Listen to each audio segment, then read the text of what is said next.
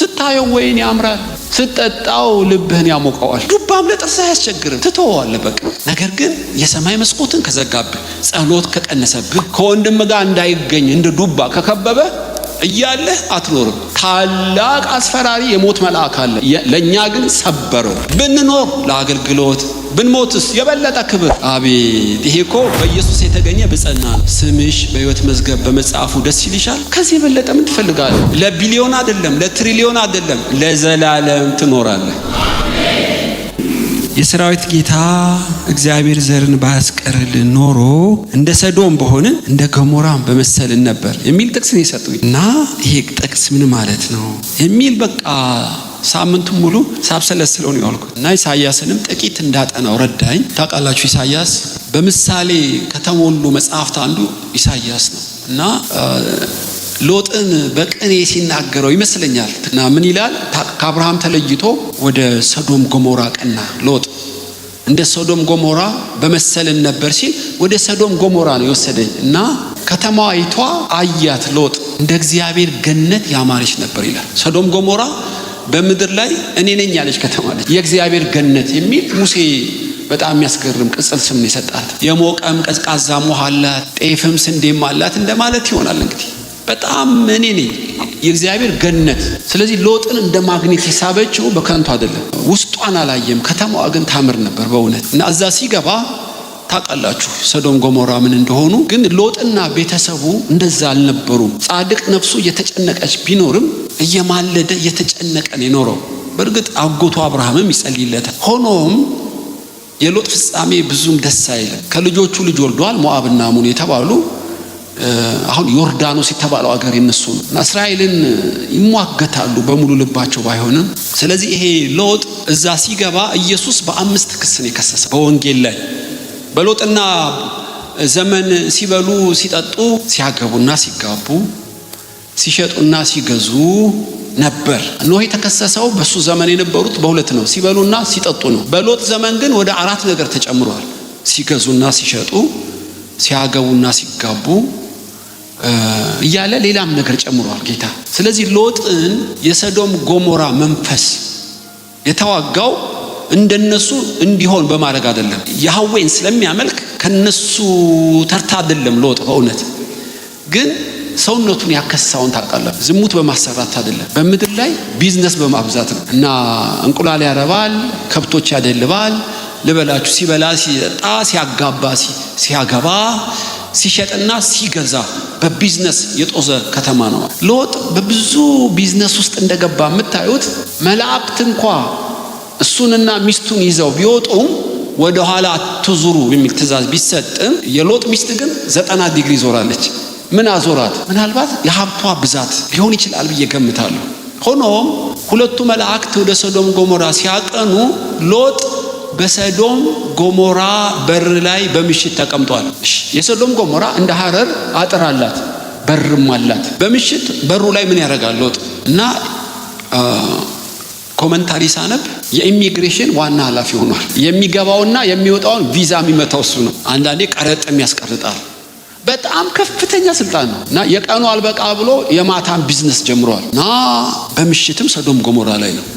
ስለዚህ ስራ በማብዛት ንግድም በማብዛት ከእጁ የተወሰደው ልነግራችሁ ብዬ ይህን ያመጣሁት። እና ሎጥ ኢሳይያስ ሲመስለው በወይን ሐረግ የተከበበች ዳስ፣ በዱባ የተከበበች ጎጆ ሆኖ ቀረ ይላል። ልመስልላችሁ ምሳሌ ኢትዮጵያ ውስጥ የእስራኤሉን አላውቅም። የኢትዮጵያ ወይን ስትተክሉ አልጋ ትዘረጋላችሁ፣ ወይኑ የተኛበት ማለት ነው። ስለዚህ ወይኑ እዛ እንጨቱ ላይ ወይም የተሰራለት ዳስ ላይ ይጠመጠማል። በምንም አይነት ማላቀቅ አትችሉ። እና ይጠመጠማል።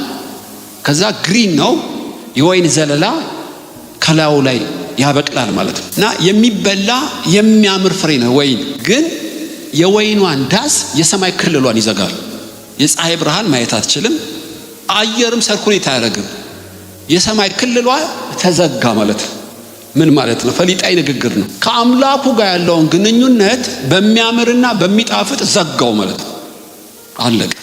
ተጠመጠመበት ማለት ነው። የከፈታቸው ሱቆች፣ የሚሰራቸው ቀንና የማታ ስራዎች በሙሉ ቀስ እያሉ ጸሎትን ከጉልበቱ ሰረቁ፣ ከአምላኩ ጋር ጊዜ ያጣ ማለት ነው።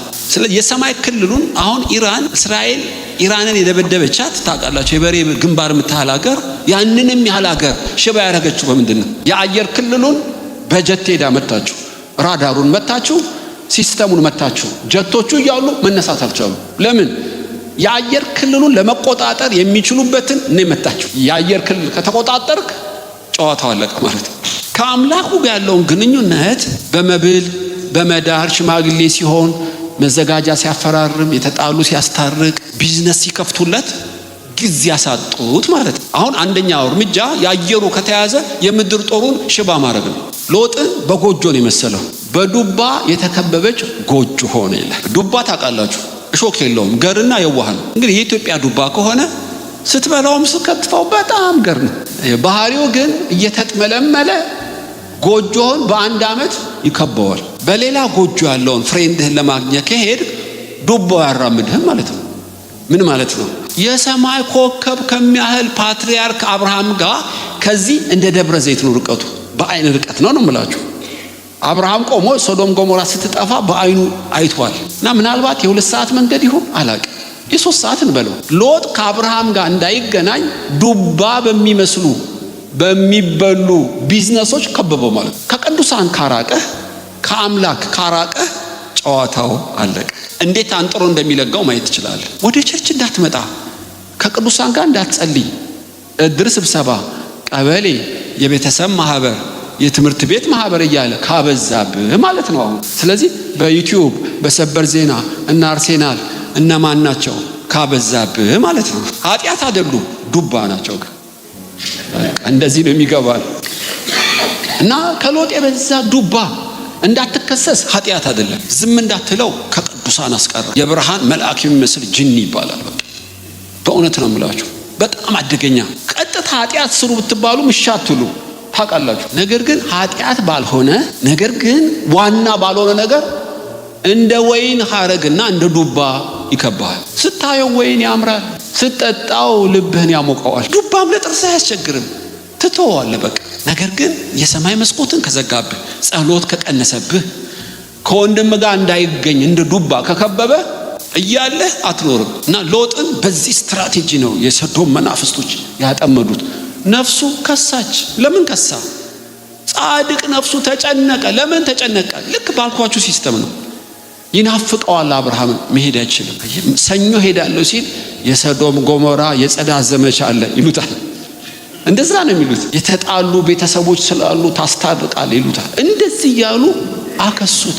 ያህዌ ነፍሴ ናፈቀች እኮ 2 ደቂቃ ለመንበርከክ ሲል እንዳልኳችሁ የቪዛው ጉዳይ ያስጨንቀዋል። ወረፋው ብዙ ነው። በዚህ ምክንያት ነፍሱ እየተጨነቀች እየከሳች በአብርሃም ምልጃ በእግዚአብሔር ርኅራኄ የሚዳኘው የሚቤዠው መልአክ ባይልክለት ኖሮ ሎጥ አለቀለ። እጆቹን ይዘው ጎትተው ባይወጡ አብርሃም በተራራ ባይማልድለት አለቀለት። ስለዚህ ነው የሚማልድ የሚያስመልጥ ዘር ባይቀርልን ኖሮ እንደ ሰዶም ጎሞራ ባለቅን ነበር ይላል ኢሳይያስ። እና አሁን ወጣቶቹ አንድ የተገለጠላቸዋል አልኩ። በእውነት አንድ ለቅሬታ የሚያስቀር በዱባም በለው በወይንም በለው በምንም ስትራቴጂ የማይጠለፍ አንድ የቀረ ዘር አለ። ይሄ ዘር ማን ነው ብዬ ማጥናት ጀመርኩ። ይሄን ዘር ያገኘሁት አንደኛ ጴጥሮስ ላይ ነው። ምዕራፍ 1 ቁጥር 1 ላይ ሁላችሁ የምታውቁት ነው። አንደኛ ጴጥሮስ ላይ ጴጥሮስ በግልጥ ይጽፈዋል። ሁላችሁ የምታውቁት ነው። እግዚአብሔር ከማይጠፋ ዘር ወልዶናል ይላል። አንድ ዘሮች አይደለም፣ የማይጠፋ ዘር። ይሄ ዘር መጽሐፍት ሁሉ ስለ ኢየሱስ ይናገራሉ። ይሄ ዘር ማን ነው ብዬ ስል እንደ ወፍ በረር ከዘፍጥረት ጀምሮ የዘሩን ታሪክ ያስመለጠንን ዘር ታሪክ እና ቅሬታ እግዚአብሔር ያስቀመጠልን ቅሬታ ዘር ያዳነንን ዘር ለሰብካችሁ ነው የፈለኩት። ይሄ ዘር ለሔዋን እና ለአዳም የተሰበከ ነው። አንተ እባብ ጭንቅላትን የሚቀጠቅጥ ዘሮች ይነሳሉ አላለውም። አዳምና ሔዋን እየሰሙ አሳትካቸው አይደለም? የምወዳቸው ልጆች እባብን ተመሰለ አሳትካቸው አይደለም? ጭንቅላትን የሚቀጠቅጥ ከሴቲቱ የሚወለድ ዘር አለ። አዳምን ካንተ የተነሳ ምድር የተረገመች ትሁን፣ እሾክና አቤከላ ታብቅልብህ፣ ከገነትም ትባረራለህ አለው። ሔዋንንም የባልሽ ገዥሽ ይሁን፣ በምጡ ልጅ የእባቡን ድምፅ ስለሰማች ውጪ አላት። እባብን ግን የቤት ስራን የሰጠው ታውቃላችሁ። ለሰይጣን ራስን አሳልፈን ስለሰጠ በእግር ትሄዳለህ አፈር ብላ አለው። ለመንፈሱ ግን ጭንቅላትን የሚቀጠቅጥ የሴቲቷ ዘር ይወለዳል አለው። አለ። መቼ ነው የሚወለደው? የት ነው የሚወለደው? እንዴት ነው የሚቀጠቅጠኝ? ራስ የሚያዞር የቤት ስራ የሰጠው ታውቃላችሁ። አዳምና ሔዋን በቅጡ አልገባቸውም። የሔዋን እናት ትባያለሽ ብሎ ስም ቢያወጣላትም የዘሩ ሚስጥር ወንጌል ቢሰበክለትም ፍንትው ብሎ የገባው አይመስለኝም። ለምን ብትሉ አዳምና ሔዋን ልጅ ወለዱ፣ የስሙንም ቃኤል አሉት ይላል። ቃኤል ማለት በአማርኛ አገኘው ማለት ነው። ምንድን ነው ያገኙት? እባቡን የሚቀጠቅጥ አገኘው ብለው ቃኤል የመሰላቸው ወዲያው። ቀጥቃጩ ግን እባብ ይቀጠቅጣል የተባለው ወንድሙን ቀጥቃጭ ሆኖ ቁጭ አለ። ተሸውደዋል ማለት ነው። እና እየፈለጉ ሲመጡ እየበዛ መጣ።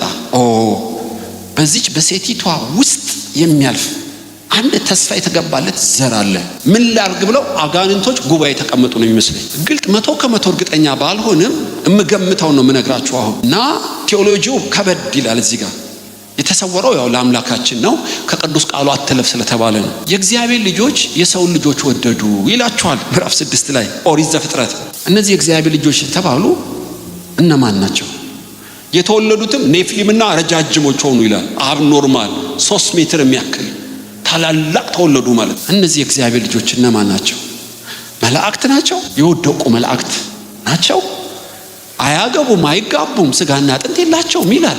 ሰውሃት እንዴት ሊሆን ይችላል? አይ ቀጥቃጩ ቃኤልና የተቀጠቀጠው የአቤል ዘር ተጋብተው ነው ይላሉ። ሁለቱም የሰው ልጆች ከሆኑ ቃኤልና አቤል ኔፍሊሞች እንዴት ሆኑ? አብኖርማል ለምን ሆኑ?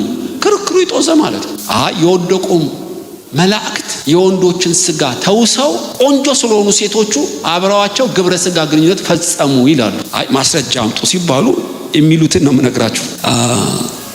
ጴጥሮስ ላይ ተጽፏል። ሁለተኛ ጴጥሮስ 2:4 እና ይሁዳ 6:7 አለቅነታቸውን የተሰጣቸውን አምላካዊ ደረጃ ጥሰው ዝሙት ላረጉ መላእክት ሳይራራ በጨለማ ውስጥ በሲኦል አስሮ ጠብቋቸዋል። ይሁዳ ለምን አለ? ጴጥሮስስ ለምን ደገመው ይላሉ 6:7 እና ሁለተኛ ጴጥሮስ 2:4 በጨለማ በጉድጓድ ለፍርድ ጠበቃቸው። ቅጣቱ ከባድ ነው። በጨለማ ውስጥ እታች ጉድጓድ ውስጥ ሆነውም ታስረውም እስከ መጨረሻው ፍርድ የተጠበቁ መላእክት አሉ። ብዙ አጋንንቶች በምድር አሉ ታውቃላችሁ። ቀኑ እስኪደርስ ምድር ላይ እንዲኖሩ ተፈቅዶላቸዋል። እንጦሮጦስ አልገቡም። በምድር ላይ ካሉ አጋንንቶች የተወሰኑት ግን ጨለማ ውስጥ ታስረው ጉድጓድ ውስጥ ታስረዋል። ለምን? ይሁዳም ጴጥሮስም ዝሙት ስላረጉ ነው ይለናል። ኦኬ ጥናት ይጠይቃል ማለት ነው። እሺ ይሄንን ለቴዎሎጂያንስ ትቼ እኔ ግን ወደ ማካፍላችሁ ልምጣ። እንደዚህ አድርጎ ከሆነ አልኩ አጋንንት የሰውን ዘር ከመላእክት ዘር ጋር ለመደባለቅ ለምን ሞከረ? የሚቀጠቅጠውን የሴቲቱን ዘር ለማኮላሸት አስቧል ማለት ነው። እሺ ወደ ጌታ ወደ ሰማይ ሲሄድ ጠይቀዋለሁ ጌታ። ሆኖም ምልከታዬን እኮ ነው የምነግራችሁ። አሁን ይሄን ዘር ሊነካካ የዝሙት ጉዳይ አይደለም። የሚመጣውን የሴቲቱን ዘር ለማጨንገፍ አጋንንቶች ሙከራ አድርገዋል ያልኩ። እግዚአብሔር ብድግ አለ። ዘላለማዊ መታሰቢያ ሰጠው። ምን ሰጠው? ኖ ከአዳም ጀምሮ ያልተነካካው 7ኛ ኖህ ሚስትህን ሴም ካምና ያፌት ልጆችህን የልጆችን ሚስት 7 ይዘህ መርከብ ውስጥ ትገባለህ። ከዛስ ከምድር በታች የሰው ልጅ ሁሉ በውሃ ጭጭ ያደርጋል። እግዚአብሔር በምድር ላይ ሰውን በመፈጠሩ ተጸጸተ። ያ ሁሉ ሕፃን ያ ሁሉ ሰው በአንድ ጀንበር እንዴት ጨረሰው? ከበስተጀርባ እግዚአብሔር አይቀጡ ቅጣት የቤት ስራ ሊሰጥ ይፈልጋል። ከአዳም ጀምሮ ንጹህ የሆኑትን ያልተነካኩትን 7 ጠበቀና የተነካኩትን ጭጭ አደረጋቸው።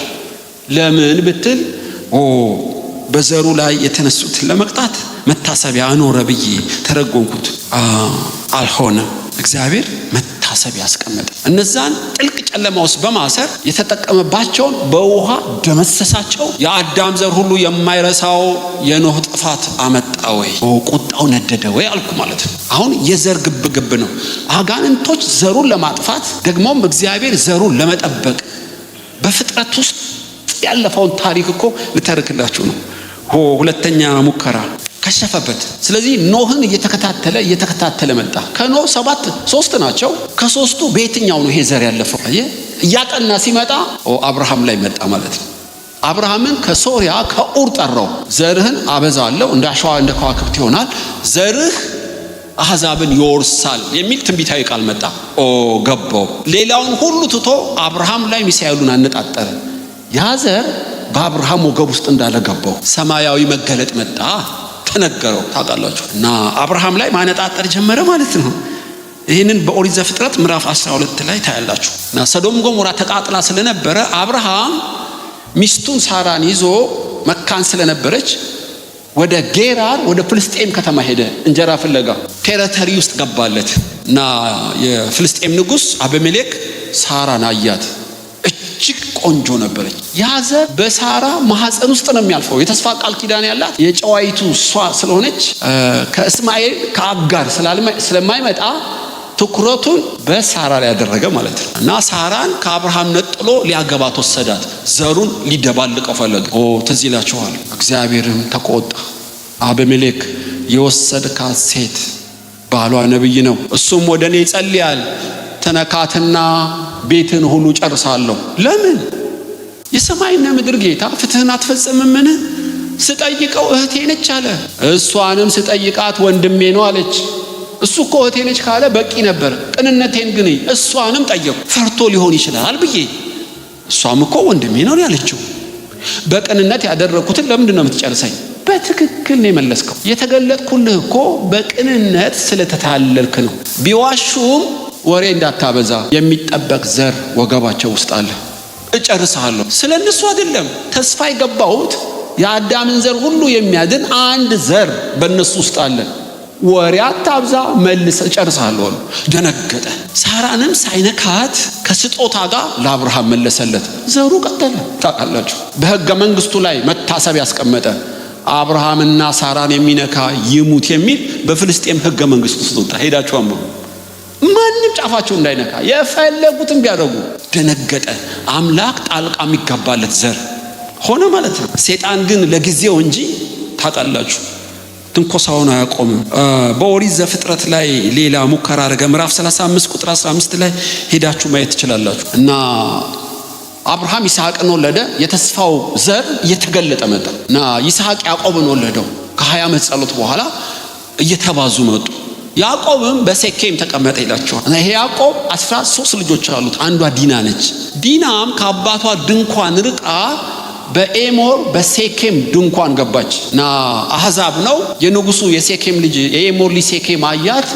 ቤተ መንግስት ወስዶ አባብሎ ድንግልናዋን ደፈረ። ታውቃላችሁ፣ ሌዊና ስምዖን የአባትም የእናታቸው እህት ስለሆነች እንዴት እህታችን ይደፍራል ብለው ተገረዙ ብለው በሶስተኛው ቀን ጠቅላላ በሰይፍ ስለት አንገታቸውን ቀሏቸው። ዲናን ብቻ ነጥለው አመጡ። ከተማውን በሳት ለኮሱበት። ያዕቆብ ደነገጠ። ምን ማረጋችሁ ነው? እኔ በቁጥር እኮ ጥቂት ነኝ። የጎረቤት ሀገር ተሰብስቦ ያጠፋኛል። ስምዖን ለምን እናረክ? እንደ ጋለሞታ እህታችን ያረጋል፣ የፈለገ ነገር ይመጣል አሉ። ያዕቆብ ደነገጠ። ለምን ደነገጠ? የጎረቤት ሀገሮች ጠቅላላ ያጠፉኛል አለ። እውነቱን ነው። እና ይሄንን በማድረጋቸው የጎረቤት ሀገር ተሰበሰቡ። ያዕቆብንም ሊደመስሱት መጡ። እግዚአብሔር ብድግ አለ። ያዕቆብ እኮ መጥፋት ነበረበት። ለምን? በአንድ ዲና ህፃናት ወንድና ሴቶች መጥፋት የለባቸው። ንጹህ ደም ነው የፈሰሰው። የፍርሃት መንፈስ ለቀቀባቸው። የጎረቤት ሀገር ያዕቆብን እንዳያሳድዱ እግዚአብሔር ጣልቃ ገባ ይላቸዋል። ለምን? በያዕቆብ ወገብ የሚጠበቅ የይሁዳ ዘር አለ፣ የነገስታት ዘር አለ። ይገርማችኋል። ያዕቆብ አልገባውም። እግዚአብሔር ለሱ እንዴት እንደወገነ አልገባውም። ጣልቃ እየገባ ለምን እንደሚያድነው አልገባውም።